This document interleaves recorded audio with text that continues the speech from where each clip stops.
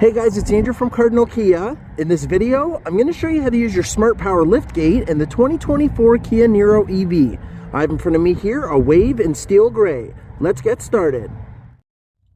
Okay, so to start us off, we are going to head into the 10.25 inch infotainment screen, and we can enter setup by either hitting setup down here in the control center when your infotainment controls are showing, or if we swipe the whole screen to the left, we can hit setup in the bottom right corner here. Then we're going to go into vehicle. On the left, we're going to scroll up a little bit and we're going to head into door. From the middle, we're going to scroll up. You want to make sure that the power liftgate is on, and then you do have the option to make sure that the smart liftgate is on. So I'm going to get it. I'm going to go ahead and turn it on, and now we're going to head outside and see it in action.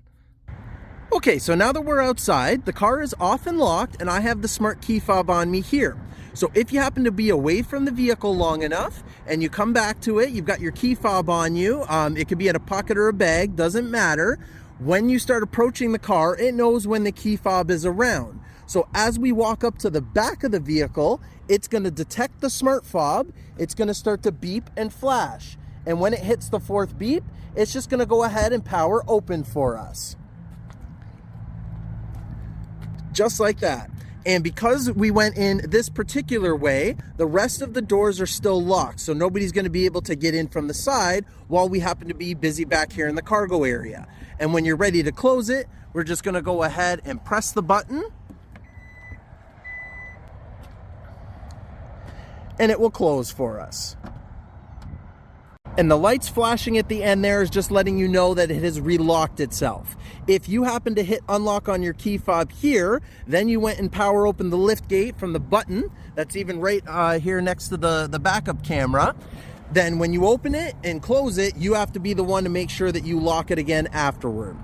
On your key fob, you do have the hold button here for the power lift gate. So when the vehicle is off, you just go ahead and press and hold that, and it's going to flash and go ahead and open. Now you can single press and hold, and then it will continue to open itself the whole way.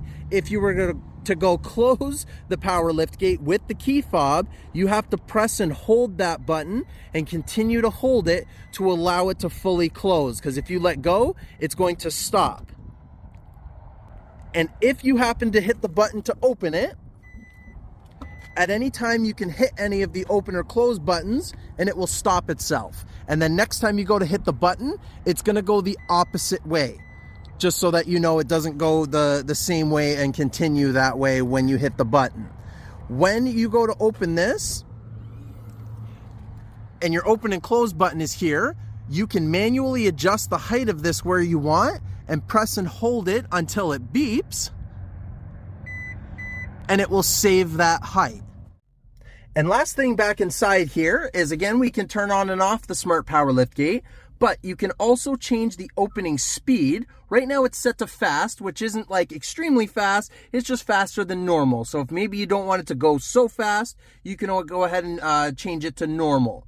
And then you do have the option of changing the opening height from here. So although I saved it in the back when I was showing you, and right now it says the user height setting, you can use one of the presets if you want to, and it gives you a little example over here of how high you want it open, or you can have it set to full open, personal preference. And if you didn't want to have the smart or the power liftgate on, or the smart not on, you just go ahead and turn off the power liftgate, and everything is grayed out here, so we can't adjust anything else.